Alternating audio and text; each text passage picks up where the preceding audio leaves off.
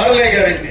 ನಮ್ದು ಸರ್ಕಾರದ 5 ಗ್ಯಾರಂಟಿ ಆದ್ರೆ ಆದಿನಾರಾಯಣ ಅವರದು 6ನೇ ಗ್ಯಾರಂಟಿ. ಹೆಬ್ಡಿ ಮತ್ತು ಮುಷ್ಟೂರು ಗ್ರಾಮ ಪಂಚಾಯತಿಗಳಿಂದ ಬಂದಿರತಕ್ಕಂತ ಎಲ್ಲ ನಮ್ಮ ತಾಯಂದರು ಮತ್ತು ಸಹೋದರಿಯರು ಮತ್ತು ಮಾಧ್ಯಮದ ಸ್ನೇಹಿತರೆ, ಇವತ್ತು ಕೋಲಾರ ವಿಧಾನಸಭಾ ಕ್ಷೇತ್ರದ ಜನಪ್ರಿಯ ಶಾಸಕರು ಮತ್ತು ಈ ಹಿಂದೆ ನಿಮ್ಮೆಲ್ಲರ ಆಶೀರ್ವಾದದಿಂದ 2013ರಿಂದ 2018ವರೆಗೂ ಕೂಡ ಮುಳಬಾಗಿಲು ವಿಧಾನಸಭಾ ಕ್ಷೇತ್ರದ ಶಾಸಕರಾಗಿ ತಮ್ಮ ಕರ್ತವ್ಯವನ್ನು ನಿರ್ವಹಿಸಿ ನಿಮ್ಮೆಲ್ಲರ ಪ್ರೀತಿಗೆ ಪಾತ್ರರಾದಂತ ಡಾಕ್ಟರ್ ಜಿ ಕೊತ್ತೂರು ಮಂಜುನಾಥ್ ರವರ ಒಂದು ಮಾರ್ಗದರ್ಶನದಲ್ಲಿ, ವಿಶೇಷವಾಗಿ ಆದಿನಾರಾಯಣರವರ ಒಂದು ನಾಯಕತ್ವದಲ್ಲಿ, ಬ್ಲಾಕ್ ಕಾಂಗ್ರೆಸ್ಸಿನ ಅಧ್ಯಕ್ಷರ ಒಂದು ನಾಯಕತ್ವದಲ್ಲಿ ಮತ್ತು ಎಲ್ಲ ಹಿರಿಯ ಮುಖಂಡರ ನಾಯಕತ್ವದಲ್ಲಿ ಒಂದು ವಿಶೇಷವಾದಂತಹ ಕಾರ್ಯಕ್ರಮವನ್ನ ಇವತ್ತು ಆಯೋಜನೆ ಮಾಡಿದ್ದಾರೆ. ಆ ಕಾರ್ಯಕ್ರಮ ದೀರ್ಘ ಸುಮಂಗಲಿ ಭವ ಅಂತೇಳಿ.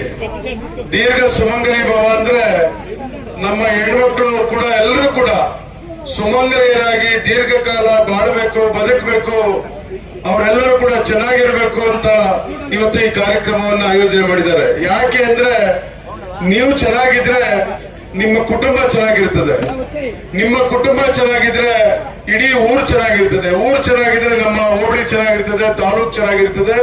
ಹಂಗಾಗಿ ಹೆಣ್ಣು ಮಕ್ಕಳು ಯಾವತ್ತೂ ಕೂಡ ಅವರು ಚೆನ್ನಾಗಿರ್ಬೇಕು, ಅವರು ಆರ್ಥಿಕವಾಗಿ ಸುಸ್ಥಿತಿಯಲ್ಲಿರ್ಬೇಕು, ಅವರು ಸ್ವಾಭಿಮಾನದ ಬದುಕನ್ನು ಬದುಕಬೇಕು, ಅವ್ರು ಯಾರಿಗೂ ಕೂಡ ಆಶ್ರಯಿಸಬಾರದು ಅಂತಕ್ಕಂಥ ವಿಶೇಷವಾದಂತ ಆಲೋಚನೆಯನ್ನ ಇವತ್ತು ಕಾಂಗ್ರೆಸ್ ಪಕ್ಷ ಹೊಂದಿದೆ.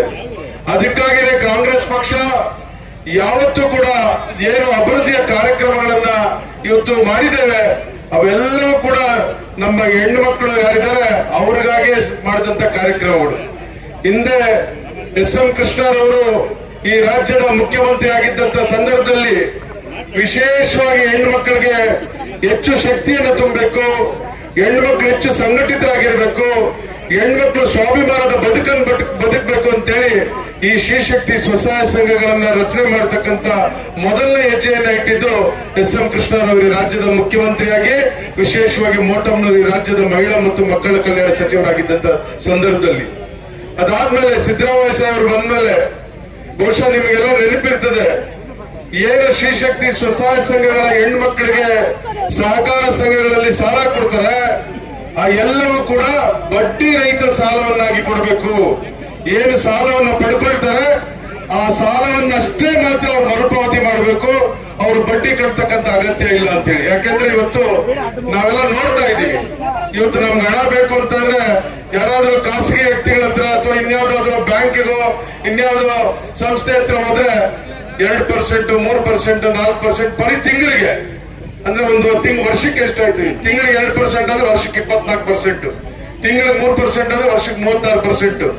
ಅಂದ್ರೆ ಆ ಬಡ್ಡಿ ಕಟ್ಟೋದಕ್ಕೆ ಸಾಧ್ಯ ಆಗೋದಿಲ್ಲ. ನಮ್ಮೆಲ್ಲ ಹೆಣ್ಣು ಮಕ್ಕಳು ವಿಶೇಷವಾಗಿ ಕೋಲಾರ ಚಿಕ್ಕಬಳ್ಳಾಪುರ ಜಿಲ್ಲೆಯಲ್ಲಿ ಕಷ್ಟಜೀವಿಗಳಿದ್ದಾರೆ, ಇವತ್ತು ವ್ಯವಸಾಯವನ್ನ ಅವಲಂಬಿತರಾಗಿದ್ದಾರೆ, ವಿಶೇಷವಾಗಿ ಹೈನುಗಾರಿಕೆಯಲ್ಲಿ ಅವರೆಲ್ಲ ತೊಡಗಿಸ್ಕೊಂಡಿರ್ತಾರೆ, ರೇಷ್ಮೆ ಕೃಷಿಯಲ್ಲಿ ತೊಡಗಿಸ್ಕೊಂಡಿರ್ತಾರೆ.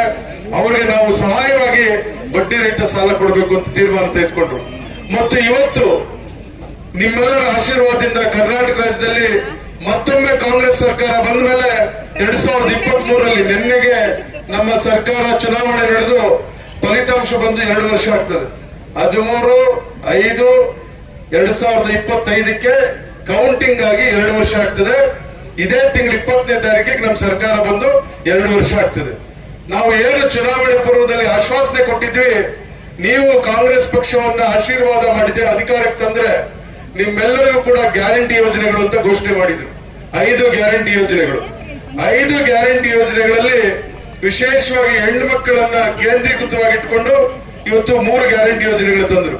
ಒಂದು ಗೃಹಲಕ್ಷ್ಮಿ, ಅಂದ್ರೆ ನಿಮ್ಮ ಹೆಸರಿನಲ್ಲೇ ಗೃಹಲಕ್ಷ್ಮಿ ಹೆಸರಿನಲ್ಲಿ ಮನೆಗಳಿಗೆ ಉಚಿತವಾಗಿ ಕರೆಂಟ್ ಕೊಡ್ತಕ್ಕಂಥದ್ದು.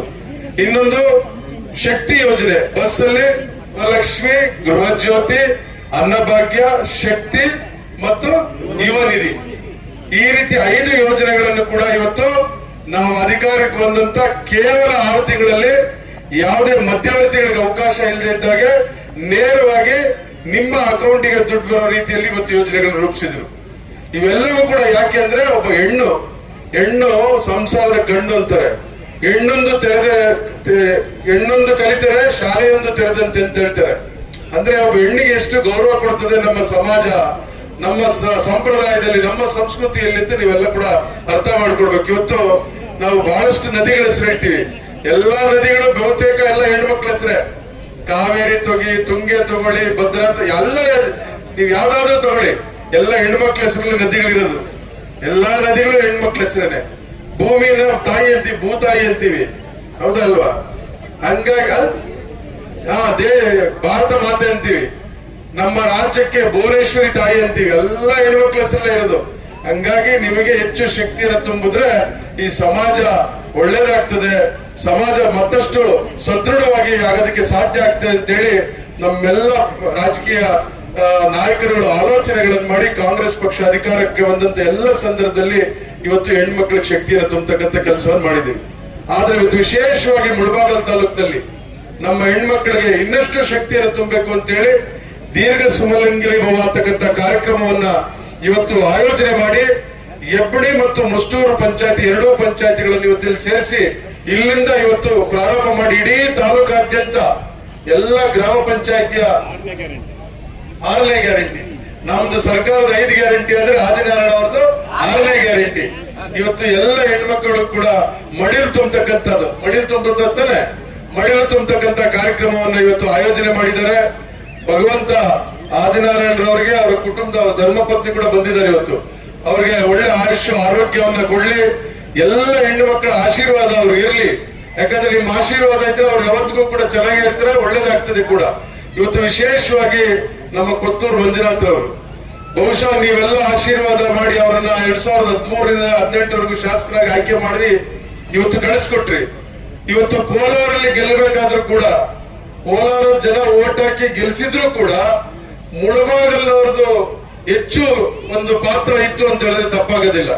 ನಾವು 220 ಹಳ್ಳಿ ಹೊತ್ತು ಯಾವುದೇ ವಾರ್ಡ್ ಹೋಗ್ಲಿ ಚುನಾವಣೆ ಪ್ರಚಾರಕ್ಕೆ ಅಲ್ಲಿ ಮುಳಬಾಗಲ್ ಹೆಣ್ಮಕ್ಳು ಬಂದಿರ್ತಾ ಇದ್ರು. ಇಲ್ಲಿಂದ ಬಂದಂತ ಹೆಣ್ಣುಮಕ್ಳು ಅಥವಾ ಇಲ್ಲಿ ಸೊಸೆಯಂದ್ರು ಏನು ಕೋಲಾರ ತಾಲೂಕಿಂದ ಬಂದು ಮದುವೆ ಆಗಿ ಇಲ್ಲಿದ್ದಂತ ಸೊಸೆಯರು ಅಥವಾ ಇಲ್ಲಿಂದ ಮದುವೆ ಆಗಿ ಕೋಲಾರ ತಾಲೂಕು ಹೋದಂತ ಹೆಣ್ಮಕ್ಳು ಎಲ್ಲ ಕೂಡ ಪ್ರತಿ ಹಳ್ಳಿಯಲ್ಲಿ ಕೂಡ ಪ್ರತಿ ವಾರ್ಡ್ ಅಲ್ಲಿ ಕೂಡ ಬರ್ತಾ ಇದ್ರು. ನೇರವಾಗಿ ಬಂದು ಅವರೇ ಪರಿಚಯ ಮಾಡ್ಕೊಳ್ತಾ ಇದ್ರು. అన్న మాది ముడిబాగులు ఇట్లా వాళ్ళు మేమంతా వచ్చిండమన్న మీకు ఓటే ಇಲ್ಲ ಅಂತ చెప్తా ఉన్నాం ఊర్లో ಅಂತ. ಅಂದ್ರೆ ಕೋಲಾರದಲ್ಲಿ ಶಾಸಕರಾಗೋದ್ರಲ್ಲಿ ಕೂಡ ಮುಳಬಾಗಿಲಿನ ನಮ್ಮ ಹೆಣ್ಣು ಮಕ್ಕಳು ಹೆಚ್ಚು ಪಾತ್ರ ವಹಿಸಿದ್ರು ಗಂಡು ಮಕ್ಕಳಿಗಿಂತ. ಪ್ರತಿ ಊರಲ್ಲಿ ಕೂಡ ಇವತ್ತು ಕೋಲಾರ ಕ್ಷೇತ್ರ ಬಹುಶಃ ಅವರು ಶಾಸಕರಾಗಿ 2 ವರ್ಷಗಳ ಅವಧಿಯಲ್ಲಿ ಹೆಚ್ಚು ಅಭಿವೃದ್ಧಿ ಆಗ್ತಾ ಇದೆ ಅಂದ್ರೆ ತಪ್ಪಾಗೋದಿಲ್ಲ. ಬಹುಶಃ ಒಂದು 200-250 ಕೋಟಿಯಷ್ಟು ಅನುದಾನ ಈಗಾಗಲೇ ರಸ್ತೆ ಅಭಿವೃದ್ಧಿಗೆ ತಂದು ಇವತ್ತು ರಸ್ತೆ ಮಾಡತಕ್ಕಂಥ ಕಾಮಗಾರಿಗಳನ್ನು ಕೈಗೆತ್ತಿಕೊಂಡಿದ್ದಾರೆ. ಸುಮಾರು ಸ್ವಾತಂತ್ರ್ಯ ಬಂದಾಗಿಂದ ಇಲ್ಲಿವರೆಗೂ ಕೂಡ ಬಹಳ ದಿವಸಗಳ ಕನಸು ಕೋಲಾರದಲ್ಲಿ ಏನಂದ್ರೆ ಕೋಲಾರಕ್ಕೆ ಒಂದು ಸರ್ಕಾರಿ ಮೆಡಿಕಲ್ ಕಾಲೇಜ್ ಮಾಡಬೇಕು ಅಂತ ಬಹಳಷ್ಟು ಜನ ಬಂದು ಹೋದ್ರು. ಎಲ್ಲರಿಗೂ ಆಶ್ವಾಸನೆಗಳು ಕೊಟ್ಟರು, ಯಾರು ಕೂಡ ಮಾಡಕ್ಕಾಗ್ಲಿಲ್ಲ. ಮಂಜುನಾಥ್ ಅವರ ಕಾಲ್ ಕೂಡ ಏನೋ ಗೊತ್ತಿಲ್ಲ, ಇವತ್ತು ಸರ್ಕಾರದಿಂದ ಕೋಲಾರಕ್ಕೆ ಒಂದು ಮೆಡಿಕಲ್ ಕಾಲೇಜ್ ಮಂಜೂರಾಗಿದೆ. ಅದೇ ರೀತಿ ಕೋಲಾರದಲ್ಲಿ ರಿಂಗ್ ರಸ್ತೆ ಮಾಡಬೇಕು ಅಂತೇಳಿ ಸುಮಾರು 20-30 ವರ್ಷಗಳಿಂದ ಬೇಡಿಕೆ ಇತ್ತು. 20-30 ವರ್ಷಗಳಿಂದ ಕೋಲಾರಕ್ಕೆ ಒಂದು ರಿಂಗ್ ರೋಡ್ ಮಾಡಬೇಕು, ಯಾಕಂದ್ರೆ ಜಿಲ್ಲಾ ಕೇಂದ್ರ ಇದೆ, ಎಲ್ಲ ತಾಲೂಕುಗಳಿಂದ ಬಂದು ಹಾದು ಹೋಗ್ತಕ್ಕಂಥವ್ರಿಗೆ ಕೋಲಾರ ನಗರದಲ್ಲಿ ಹೋಗಿ ಬರ್ಬೇಕಾದ್ರೆ ಕಷ್ಟ ಆಗ್ತದೆ, ಒಂದು ರಿಂಗ್ ರೋಡ್ ಮಾಡಬೇಕು, ಯಾಕಂದ್ರೆ ಕೋಲಾರ ಇನ್ನೂ ಹೆಚ್ಚು ಅಭಿವೃದ್ಧಿ ಆಗೋದಕ್ಕೆ ಸಾಧ್ಯ ಆಗ್ತದೆ ಅಂತ ಬಹಳಷ್ಟು ದಿವಸದಿಂದ ಬೇಡಿಕೆ ಇತ್ತು. ಎಲ್ಲರೂ ಕೂಡ ಮಾಡ್ತೀವಿ ಅಂತ ಆಶ್ವಾಸನೆ ಕೊಟ್ಟಿದ್ರು. ಅದು ಯಾರ ಕಾಲದಲ್ಲೂ ಆಗಿರ್ಲಿಲ್ಲ. ಆದ್ರೆ ಇವತ್ತು ಕೊತ್ತೂರು ಮಂಜುನಾಥ್ ಅವರು ಶಾಸಕರಾದ ಮೇಲೆ ಇವತ್ತು ರಿಂಗ್ ರೋಡ್ ಮಾಡೋದಕ್ಕೆ DPR ಮಾಡೋದಕ್ಕೆ ಸರ್ಕಾರ ಆದೇಶ ಮಾಡಿ ಹಣ ಬಿಡುಗಡೆ ಮಾಡಿದ್ದಾರೆ. ಬಹುಶಃ ರಿಂಗ್ ರೋಡ್ ಆಗ್ಬೇಕಾದ್ರೆ ಸುಮಾರು 500-600 ಕೋಟಿ ಆಗ್ತದೆ. ಇವತ್ತು ಆ ರಿಂಗ್ ರೋಡ್ ಆಗ್ತಾ ಇದೆ. ಆಮೇಲೆ ಕೋಲಾರ ನಗರಸಭೆ ಇತ್ತು, ಇವತ್ತು ನಿಮ್ಮ ಮುಳಬಾಗಿಲು ಯಾವ ರೀತಿ ಪುರಸಭೆ ಇದ್ದಿದ್ದು, ಅವರು ಶಾಸಕರಾಗಿದ್ದ ಅವಧಿಯಲ್ಲಿ ನಗರಸಭೆ ಆಯ್ತು, ಕೋಲಾರ ನಗರಸಭೆ ಇದ್ದಿದ್ದು ಇವತ್ತು ಮಹಾನಗರ ಪಾಲಿಕೆ ಆಗ್ತಾ ಇದೆ. ಸರ್ಕಾರಕ್ಕೆ ಈಗಾಗಲೇ ಪ್ರಸ್ತಾವನೆ ಹೋಗಿದೆ, ಸರ್ಕಾರದಲ್ಲಿ ಮಂಜೂರಾಗ್ತಕ್ಕಂಥ ಅನುಮೋದನೆ ಆಗ್ತಕ್ಕಂಥ ಹಂತದಲ್ಲಿದೆ. ಬಹುಶಃ 1-2 ತಿಂಗಳಲ್ಲಿ ಕೋಲಾರ ಮಹಾನಗರ ಪಾಲಿಕೆ ಆಗ್ತಾ ಇದೆ. ಆಮೇಲೆ ಇವತ್ತು ಕಾಲೇಜ್ಗೆ, ವುಮೆನ್ಸ್ ಕಾಲೇಜ್ ಅಂದ್ರೆ ಮಹಿಳಾ ಕಾಲೇಜ್ಗೆ ಸುಮಾರು 22 ಕೋಟಿ ವೆಚ್ಚದಲ್ಲಿ ಇವತ್ತು ಮಹಿಳಾ ಕಾಲೇಜ್ಗೆ ಬಿಲ್ಡಿಂಗ್ ಸ್ಯಾಂಕ್ಷನ್ ಮಾಡಿಸಿದ್ದಾರೆ. ಸುಮಾರು 40 ಕೋಟಿ ವೆಚ್ಚದಲ್ಲಿ ಬಾಯ್ಸ್ ಕಾಲೇಜ್ ಇತ್ತು. ನೀವೆಲ್ಲ ಕೌಂಟಿಂಗ್ ಎಲ್ಲ ಬರ್ತಾ ಇದ್ರಿ, ನಿಮ್ಮೆಲ್ಲ ಕೌಂಟಿಂಗ್ ಅಲ್ಲೇ ನಡೀತಾ ಇದ್ದು. ಇವತ್ತು ಅದಕ್ಕೆ ಸುಮಾರು 40 ಕೋಟಿ ಮಂಜೂರಾತಿಯಾಗಿ ಇವತ್ತು ಮೊದಲನೇ ಹಂತದಲ್ಲಿ 20 ಕೋಟಿ ಈಗಾಗಲೇ ರಿಲೀಸ್ ಆಗಿದೆ. ಲಾ ಕಾಲೇಜ್ ಸುಮಾರು 5 ಕೋಟಿ ರಿಲೀಸ್ ಆಗಿದೆ. ವೇಣುಗೋಪಾಲ್ ಡಿಗ್ರಿ ಕಾಲೇಜ್ ಸುಮಾರು 1,60,00,000 ರಿಲೀಸ್ ಆಗಿದೆ. ಈ ತರ ಹೇಳ್ತಾ ಹೋದ್ರೆ ಕೋಲಾರ ಇವತ್ತು ಹೆಚ್ಚು ಅಭಿವೃದ್ಧಿ ಯಾವ್ದಾದ್ರು ಅವಧಿಯಲ್ಲಿ ಆಗಿದ್ರೆ ಅದು ಕೊತ್ತೂರು ಮಂಜುನಾಥ್ ಅವರು ಶಾಸಕರಾದ್ಮೇಲೆ 2 ವರ್ಷಗಳ ಅವಧಿಯಲ್ಲಿ ತಿಳಿದು ತಪ್ಪಾಗೋದಿಲ್ಲ. ಅದೇ ರೀತಿ ಇವತ್ತು ಕೋಲಾರ ನಗರಸಭೆ ಕಟ್ಟಡ ಸುಮಾರು 13 ಕೋಟಿ ವೆಚ್ಚದಲ್ಲಿ ಕೋಲಾರ ನಗರಸಭೆಗೆ ಕೋಲಾರ ತಾಲೂಕು ಆಫೀಸ್ ಪಕ್ಕದಲ್ಲೇನೆ ಒಂದು ಒಳ್ಳೆ ಕಟ್ಟಡ ಇವತ್ತು ನಿರ್ಮಾಣ ಆಗ್ತಾ ಇದೆ. ಕೋಲಾರ ನಗರಸಭೆಗೆ ಸುಮಾರು 13 ಕೋಟಿ ವೆಚ್ಚದಲ್ಲಿ.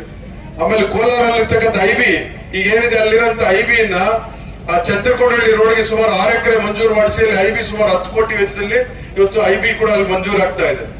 ಇವತ್ತು ಅಲ್ಲಿ ಏನ್ ಐಬಿ ಇದೆ, ಏನ್ ಸಿರಿಕಲ್ಚರ್ ಆಫೀಸ್ ಇದೆ, ಅದನ್ನ ಮೆಡಿಕಲ್ ಕಾಲೇಜ್ ಬಿಟ್ಕೊಡೋದು ಅಂತ. ಹಾಸ್ಪಿಟ್ಲು ಮೆಡಿಕಲ್ ಕಾಲೇಜ್ ಎರಡೂ ಕೂಡ ಹೃದಯದ ಕೋಲಾರ ಕೇಂದ್ರ ಭಾಗದಲ್ಲಿ ಇರಬೇಕು. ನಮ್ಮೆಲ್ಲ ಜನ ಏನ್ ಎಲ್ಲಾ ತಾಲೂಕುಗಳಿಂದ ಬರತಕ್ಕಂಥವ್ರಿಗೂ ಕೂಡ ಅನುಕೂಲ ಆಗ್ಬೇಕು ಅಂತ ಹೇಳಿ ಸಿರಿಕಲ್ಚರ್ ಆಫೀಸ್ ದೊಡ್ಡ ಸಾಲದ ಹತ್ರ ಸುಮಾರು 10 ಎಕರೆ ಗುರುತಿಸಿದೀವಿ, ಅಲ್ಲಿಗೆ ಹೋಗ್ತಾ ಇದೆ.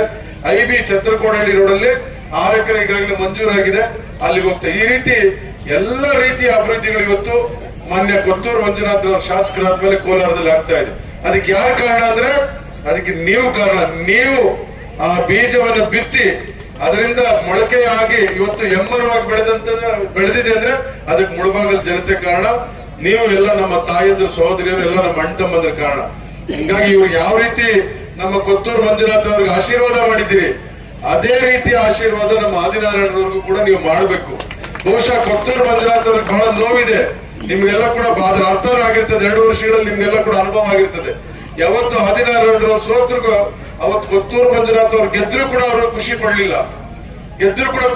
ಒಂದ್ ಕಡೆ ಆದಿನಾರಾಯಣ ಅವರು ಸೋತಿದ್ರು, ಇನ್ನೊಂದ್ ಕಡೆ ರಮೇಶ್ ಕುಮಾರ್ ಅವರು ಹಿರಿಯ ನಾಯಕರಂತ ರಮೇಶ್ ಕುಮಾರ್ ಅವರು ಸೋತಿದ್ರು. ಇದೆರಡನ್ನು ಕೂಡ ಜೀರ್ಣಿಸ್ಕೊಳ್ಳೋದು ಕೂಡ ಆಗ್ಲಿಲ್ಲ ನಮ್ಗೆ. ಯಾಕೆ ಸೋತ್ವಿ, ಎಲ್ಲಿ ತಪ್ಪು ಮಾಡಿದ್ವಿ, ಎಲ್ಲಿ ಹೇಳಿದ್ವಿ ಅಂತ. ಆದ್ರೆ ನಮ್ಮಲ್ಲಿ ಲೀಡರ್ಸ್ ಒಗ್ಗಟ್ಟಿನ ಒಂದು ಇದು ಇರಲಿಲ್ಲ, ಆ ಕೊರತೆ ಇತ್ತು. ಆಮೇಲೆ ಯಾರು ಕೂಡ ಪ್ರಾಮಾಣಿಕವಾಗಿ ನಾವು ಗೆಲ್ಲಿಸ್ಬೇಕು, ನೀವು ನಂಬ್ತಿರೋ ಬಿಡ್ತಿರೋ. ಇವತ್ತು ಅವ್ರು ಮಂತ್ರಿ ಆಗಿರ್ತಾ ಇದ್ರು. ಈ ಸೀಕ್ರೆಟ್ ಇವತ್ತು ಹೇಳ್ತಾ ಇದ್ದೀನಿ ಮಾಧ್ಯಮದವ್ರ ಮುಂದೆ. ಕೊತ್ತೂರು ಮಂಜುನಾಥ್ ಅವರು ಕರ್ನಾಟಕ ಸರ್ಕಾರ 2023ರಲ್ಲಿ ಸ್ಥಾಪನೆ ಆಯ್ತು. ಸಿದ್ದರಾಮಯ್ಯ ಮತ್ತು DK ಶಿವಕುಮಾರ್ ಅವರ ನೇತೃತ್ವದಲ್ಲಿ ಅವರ ಸಚಿವ ಸಂಪುಟದಲ್ಲಿ ಮಂತ್ರಿ ಆಗಿರ್ತಿದ್ರು. ಇಲ್ಲಿರ್ತಕ್ಕಂಥ 7-8 ಜನರಿಂದ ಮಂತ್ರಿ ಆಗ್ಲಿಲ್ಲ. ಯಾಕೆ ಅಂದ್ರೆ ಇಲ್ಲಿ ಬೇರೆಯವ್ರಿಗೆ ಟಿಕೆಟ್ ಕೊಟ್ಟಿದ್ರು. ಯಾರಿಗೆ ಮುದ್ದು ಗಂಗಾ ಅಂತ ಅವರು ಕೂಡ ನಮ್ಮ ಸ್ನೇಹಿತರೆ. ಇವರೆಲ್ಲ ಹಠ ಮಾಡಿ ನಮ್ಮ ಆದಿನಾರಾಯಣ ಕೊಡಿಸ್ಬೇಕು ಅಂತ ಬಂದ್ರು. ಅದೇ ರೀತಿ ಕೊತ್ತೂರು ಮಂಜುನಾಥ್ ಅವರು ಕೂಡ ನಮ್ಮ ಲೀಡರ್ಸ್ ಏನ್ ಹೇಳಿದ್ರೆ ಅದು ನೀವು ಮಾಡಿದ್ರೆ ನಾನು ಕೋಲಾರದಲ್ಲಿ ಅರ್ಜಿ ಹಾಕ್ತೀನಿ, ಹಾಕೋದಿಲ್ಲ ಅಂದ್ಬಿಟ್ಟು ಸ್ವಿಚ್ ಆಫ್ ಮಾಡ್ಕೊಂಡ್ಬಿಟ್ರು. ಅವ್ರು ಸ್ವಿಚ್ ಆಫ್ ಮಾಡ್ಕೊಂಡು ಹೊರಟೋಗ್ಬಿಟ್ರು. ನಾನು ಮತ್ತು ಸುಧಾಕರ್ ಅವರು ನಮ್ಮ 7-8 ಜನ ಮುಖಂಡರೇನು ಮುಳಬಾಗಿಲಿಂದ ಬಂದಿದ್ರು. ಇಡೀ ರಾತ್ರಿ ನಿದ್ದೆ ಮಾಡಿಲ್ಲ. ಅವನ ಅಂಜರಿಡೆ ಇಡೀ ರಾತ್ರಿ ನಿದ್ದೆನೆ ಮಾಡಿಲ್ಲ. ಇವ್ರು ನಮ್ಮ ಮೇಲೆ ಶಂಕರಣ್ಣ ನನ್ನ ಮೇಲೆ ಗಲಾಟೆನೇ ಬಂದ್ಬಿಟ್ರು. ಆರಾಧ್ಯ ಹೋಟ್ಲಲ್ಲಿ ನನಗೂ ಅವ್ರಿಗೆ ದೊಡ್ಡ ಗಲಾಟೆನೇ ಆಗೋಯ್ತು. ಕದೇವನ ಅವತ್ತು ಟಿಕೆಟ್ ಬದಲಾವಣೆ ಮಾಡಿ ಆದಿನಾರಾಯಣ ಅವ್ರು ತಂದ್ರು. ಅವರನ್ನು ಗೆಲ್ಸಿದ್ರೆ ಅವ್ರು ಮಂತ್ರಿ ಆಗ್ತಿದ್ರು. ಅದನ್ನ ನಮ್ಮ ಖರ್ಗೆ ಸಾಹೇಬರು ರೌಂಡ್ ಮಾರ್ಕ್ ಮಾಡಿದ್ರು. ನಾನು ಕೊಟ್ಟಿದ್ದ ಟಿಕೆಟ್ ಬದಲಾವಣೆ ಮಾಡಿದ್ದಾರೆ ಕೊತ್ತೂರು ಮಂಜುನಾಥ್ ಅವರು. ಈ ಸತ್ಯ ನಿಮ್ಗೆ ಅರ್ಥ ಆಗ್ಬೇಕು. ನಾನು ಕೊಟ್ಟಂತ ಟಿಕೆಟ್ ಅನ್ನ ಹಠ ಹಿಡಿದು ಬದಲಾವಣೆ ಮಾಡಿದ್ದಾರೆ. ಅದನ್ನ ರೌಂಡ್ ಮಾರ್ಕ್. ಪಾಪ ಸಿದ್ದರಾಮಯ್ಯ ಸಾಹೇಬ್ರ ಲಿಸ್ಟ್ ಅಲ್ಲಿ, DK ಶಿವಕುಮಾರ್ ಲಿಸ್ಟ್ ಅಲ್ಲಿ, 2 ಲಿಸ್ಟ್ ಅಲ್ಲಿ ಇತ್ತು ಕೊತ್ತೂರು ಮಂಜುನಾಥ್ ಅವರು ಮಂತ್ರಿ ಮಾಡ್ಬೇಕು ಅಂತ. ಇದು ಯಾರಿಂದ ಆಯ್ತು? ನಿಮ್ಮಿಂದ ಆಯ್ತು. ಇವತ್ತು ಅವ್ರಿಗೆ ಗೌರವ ಸಲ್ಲಬೇಕಾದ್ರೆ, ಅವ್ರಿಗೆ ಹೆಚ್ಚು ಶಕ್ತಿ ಬರಬೇಕಾದ್ರೆ, ಅವ್ರಿಗೆ ಹೆಚ್ಚು ಬಲ ಬರಬೇಕಾದ್ರೆ ನೀವು ಆದಿನಾರಾಯಣರವ್ರು ಗೆಲ್ಸ್ಬೇಕಿತ್ತು. ನೀವೇನ್ ಮಾಡಿದ್ರಿ? ಟಿಕೆಟ್ ಕೊಡೋರ್ಗೂ ಗಲಾಟೆ ಮಾಡಿದ್ರಿ. ಆಮೇಲೆ ಟಿಕೆಟ್ ಸಿಕ್ಮೇಲೆ ನೀವು ಯಾರ್ಯಾರು ಏನೇನ್ ಮಾಡಿದ್ರು ಆ ಭಗವಂತನಿಗೆ ಗೊತ್ತು. ಯಾರ್ಯಾರು ಏನೇನ್ ಮಾಡಿದ್ರು ಭಗವಂತನಿಗೆ ಗೊತ್ತು. ನಿಮಗೂ ಟಿಕೆಟ್ ಕೊಟ್ಟಿದ್ದು, ನಮಗ್ ಟಿಕೆಟ್ ಕೊಟ್ಟಿದ್ದು 2 ಕೂಡ ಒಂದೇ ದಿವಸ. ನಾವ್ ಮಾತ್ರ ಕೊತ್ತೂರು ಮಂಜುನಾಥ್ ಅವರನ್ನ ಊರೂರ್ಗೂ ಕರ್ಕೊಂಡು ಹೋದ್ವಿ, ವಾರ್ಡ್ಗೂ ಕರ್ಕೊಂಡು ಹೋದ್ವಿ, ಕೆಲಸ ಮಾಡಿದ್ವಿ. ನೀವ್ ಯಾಕೆ ಮಾಡಕ್ಕಾಗ್ಲಿಲ್ಲ? ನೀವು ಅದಕ್ಕೆ ಮುಂಚೆ 2 ಸಾರಿ ಇಂಡಿಪೆಂಡೆಂಟ್ ಆಗಿ ಗೆಲ್ಸಿದಂತವ್ರು, ನಮಗಿಂತ ಶಕ್ತಿ ಇರಂತವ್ರು ನೀವು ಮುಳಬಾಗಲವರು. ಕೋಲಾರದಲ್ಲಿ ಕಾಂಗ್ರೆಸ್ಸೇ ಗೆದ್ದಿಲ್ಲ. 89ರಲ್ಲಿ ನಿಸಾರ್ ಅಹಮದ್ ಸಾಹೇಬ್ರು ಕಾಂಗ್ರೆಸ್ ಗೆದ್ದಿದ್ ಬಿಟ್ರೆ 94 ಇಲ್ಲ, 99 ಇಲ್ಲ. 2004 ಶ್ರೀನಿವಾಸ ಗೌಡರು ಬಿಟ್ರೆ 2008 ಇಲ್ಲ, 13 ಇಲ್ಲ, 18 ಇಲ್ಲ. ಕಾಂಗ್ರೆಸ್ ಗೆದ್ದೇ ಇಲ್ಲ ಅಲ್ಲಿ. ಆದ್ರೆ ನೀವು 2 ಸಾರಿ ಇಂಡಿಪೆಂಡೆಂಟ್ ಆಗಿ ಕೊತ್ತೂರು ಮಂಜುನಾಥ್ ಅವರನ್ನ, ನಾಗೇಶ್ ಅವರನ್ನ ಗೆಲ್ಸ್ಕೊಂಡಂತ ಜನ ನಿಮ್ಮ ಮೇಲೆ ವಿಶ್ವಾಸ ಇಟ್ಟು ಅವ್ರು ಹಠ ಹಿಡಿದು ಟಿಕೆಟ್ ಕೊಡಿಸಿದ್ರೆ ನೀವೇನ್ ಮಾಡಿದ್ರೆ? ನಿಮ್ ವೈಯಕ್ತಿಕ ತೆವಲುಗಳಿಗೆ ಒಂದ್ ಕಡೆ ಆದಿನಾರಾಯಣ ಬಲಿ ಕೊಟ್ರೆ, ಇನ್ನೊಂದ್ ಕಡೆ ಕೊತ್ತೂರು ಮಂಜುನಾಥ್ ಅವ್ರ ಭವಿಷ್ಯಕ್ಕೆ ಬಲಿ ಆಯ್ತು. ಇದು ಆಗ್ಬಾರ್ದು ಮುಂದಿನ ದಿವಸಗಳಲ್ಲಿ. ನಾನು ಬಹಳ ಕಠಿಣವಾಗಿ ಹೇಳ್ತಾ ಇದ್ದೀನಿ. ನನಗೆ ಯಾವುದೇ ರೀತಿಯಾದ ಮುಲಾಜು ಇಲ್ಲ, ನನಗೆ ಹೇಳೋದಕ್ಕೆ ನನಗೆ ಭಯನೂ ಇಲ್ಲ. ಇರ್ತಕ್ಕಂಥ ವಾಸ್ತವಾಂಶ ನಿಮ್ ಮುಂದೆ ಸತ್ಯ ಬಿಚ್ಚಿಡ್ತಾ ಇದ್ದೀನಿ. ನೀವೆಲ್ಲ ಒಗ್ಗಟ್ಟಾಗಿ ಕೆಲಸ ಮಾಡಬೇಕು. ಇವತ್ತು ಕಾಂಗ್ರೆಸ್ ಪಕ್ಷ ಇಷ್ಟೆಲ್ಲ ಅವಕಾಶಗಳು ಕೊಟ್ಟಿದೆ, ಇಷ್ಟೆಲ್ಲ ಗ್ಯಾರಂಟಿ ಯೋಜನೆಗಳು ಕೊಟ್ಟಿದೆ. ಒಂದು ವರ್ಷಕ್ಕೆ 58,000 ಕೋಟಿ ಇವತ್ತು ಗ್ಯಾರಂಟಿ ಯೋಜನೆಗಳು ಕೊಡ್ತಾರೆ. ಅದು ಇದನ್ನೆಲ್ಲ ಜನರ ಬಳಿ ತೆಗೆದುಕೊಂಡು ಹೋಗ್ಬೇಕು, ಹೇಳ್ಬೇಕು. ಏನು ಮಾಡೋದಿಲ್ಲ ಜೆಡಿಎಸ್ನವ್ರು. ಅವ್ರು ಮಾತ್ರ ಏನ್ ಬೇಕಾದ್ರೂ ಹೇಳ್ಕೊಂಡು ಹೋಗ್ತಾರೆ, ಏನ್ ಬೇಕಾದ್ರೂ ಜನರನ್ನ ಯಾಮಾರಿಸ್ತಾರೆ. ನಾವ್ಯಾಕೆ ಮಾಡಬಾರ್ದು? ಜನರಿಗೆ ಕೆಲಸ ಮಾಡಿರೋರು. ಹಿಂಗಾಗಿ ದಯಮಾಡಿ ನಿಮ್ಮೆಲ್ಲರನ್ನು ಕೂಡ ನಾನು ಬೇಡ್ಕೊಳ್ಳೋದಿಷ್ಟೇ, ನೀವೆಲ್ಲ ಒಗ್ಗಟ್ಟಾಗಿರ್ಬೇಕು. ಇವತ್ತು ವಿಶೇಷವಾಗಿ ನಾವು ಪಾಪ ನಮ್ ನೀಲಕಂಠೇಗೌಡರು ನೆನ್ಸ್ಕೋಬೇಕು. ನಮ್ಮ ಹಿರಿಯರು ಇವತ್ತು ನಮ್ ಜೊತೆಗೆ ಇರಬೇಕಾಗಿತ್ತು. ನೀಲಕಂಠೇಗೌಡರು ಸಾರಥ್ಯದಲ್ಲಿ ಈ ಕಾರ್ಯಕ್ರಮ ನಡಿಬೇಕಿತ್ತು. ಬಹುಶಃ ಅವರ ಅಕಾಲಿಕ ಮರಣಕ್ಕೀಡಾಗಿದ್ರಿಂದ ಇದು ಕೂಡ ಬಹಳಷ್ಟು ಪೋಸ್ಟ್ಪೋನ್ ಆಗ್ತಾ ಹೋಯ್ತು, ಮುಂದೂಡಿ. ಅವತ್ತು ಅವರು ಈ ಯೋಜನೆ ದೀರ್ಘ ಸುಮಂಗಲಿ ಭವ ಯೋಜನೆಯನ್ನು ರೂಪಿಸಿದ್ದೆ ನಮ್ಮ ನೀಲಕಂಠೇಗೌಡರು. ಗೊತ್ತಪ್ಪ, ಅವ್ರು ಎಲ್ಲರೂ ಗೊತ್ತು, ಸರ್ವಜ್ಞ, ಭಾರ್ಗವ, ಪಾಲ್ಗುಣ ಎಲ್ಲ ಗೊತ್ತು, ಇಡೀ ಕುಟುಂಬನೇ ಗೊತ್ತು. ಅವರು ರೂಪಿಸಿದಂತ ಕಾರ್ಯಕ್ರಮ. ಇವತ್ತು ಅವರ ಆತ್ಮಕ್ಕೂ ಕೂಡ ಶಾಂತಿ ಸಿಗ್ಬೇಕಲ್ಲ. ನಾನೆಲ್ಲೋ ಇದ್ರು ಕೂಡ ನನ್ನ ಜನ, ನನ್ನ ಅಣ್ತಮ್ಮಂದ್ರು, ನನ್ನ ಕಾರ್ಯಕರ್ತರು ಇವತ್ತು ಈ ಕಾರ್ಯಕ್ರಮವನ್ನು ತೆಗೆದುಕೊಂಡು ಇಡೀ ತಾಲೂಕಿನ ಮೂಲೆಗೆ ಹೋಗ್ತಾ ಇದ್ದಾರೆ ಅಂತಕ್ಕಂಥದ್ದು. ಅವ್ರಿಗೂ ಕೂಡ ಅವ್ರ ಆತ್ಮಕ್ಕೆ ಶಾಂತಿ ಸಿಗ್ಬೇಕು. ಅವ್ರಿಗೂ ಕೂಡ ಭಗವಂತನಲ್ಲಿ ಇರ್ತಕ್ಕಂಥದ್ದು ಅವ್ರಿಗೂ ಕೂಡ ಒಂದು ಖುಷಿ ಆಗ್ಬೇಕಾದ್ರೆ ಈ ಕಾರ್ಯಕ್ರಮವನ್ನ ಯಶಸ್ವಿಯಾಗಿ ನಡೆಸಬೇಕು ಮತ್ತು ಪಕ್ಷವನ್ನ ಸಂಘಟನೆ ಮಾಡಬೇಕು. ಮುಂದೆ ಬರ್ತಕ್ಕಂಥ ದಿವಸದಲ್ಲಿ ನಮ್ಮ ಅಭ್ಯರ್ಥಿಯನ್ನ ಗೆಲ್ಸಂತ ಕೆಲಸ ತಾವೆಲ್ಲ ಕೂಡ ಪ್ರಾಮಾಣಿಕವಾಗಿ ಮಾಡಬೇಕು ಅಂತ ಹೇಳ್ತಾ, ಇವತ್ತು ಈ ಒಂದು ಕಾರ್ಯಕ್ರಮಕ್ಕೆ ಕರೆಸಿ ಗೌರವಿಸಿ ನಮ್ಮನ್ನು ಕೂಡ ಮಾತನಾಡಕ್ಕೆ ಅವಕಾಶ ಮಾಡಿಕೊಟ್ಟಂತ ಆದಿನಾಳ್ರವರಿಗೆ, ನಮ್ಮ ಎಲ್ಲ ಬ್ಲಾಕ್ ಕಾಂಗ್ರೆಸ್ ಅಧ್ಯಕ್ಷರಿಗೆ, ವೇದಿಕೆ ಮೇಲಿರ್ತಕ್ಕಂಥ ಎಲ್ಲ ನಮ್ಮ ಮುಖಂಡರಿಗೆ ವಂದಿಸಿ ನನ್ನ ಮಾತು ಮುಗಿಸ್ತೇನೆ. ನಮಸ್ಕಾರ. ಜೈ ಹಿಂದ್, ಜೈ ಕಾಂಗ್ರೆಸ್.